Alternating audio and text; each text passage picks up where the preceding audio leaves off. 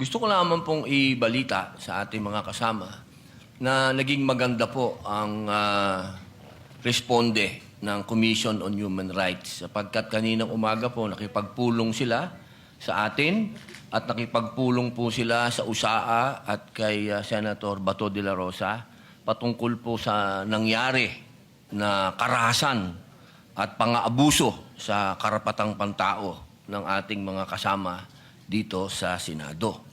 Pangalawa, gusto ko lamang din pong iparating sa ating mga taong bayan na magkakaiba po ang kaso ni Senator Trillanes at Senator De Lima sa kaso po ni Senator Bato. Dahil si Senator Bato, ang warrant po niya ay hindi galing sa Pilipinas. Ang warrant po niyan ay galing sa ibang bansa, sa isang dayuhang korte. Ito po ay malayo doon sa usapin na sila ang kustodiya po ni Senator De Lima at ni Senator Trillanes dito lang sa Pilipinas. Ito pong mangyayari kay Senator Bato ay dadalhin po sa ibang bansa. Medyo yung po pag-isipan nating mabuti.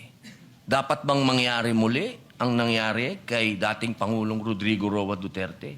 Dapat bang mangyari pa yan muli sa isang Pilipino? Yun lamang po, sana alam natin ang pagkakaiba ng warrant galing sa Pilipinas at warrant sa isang korte lang ng ibang bansa.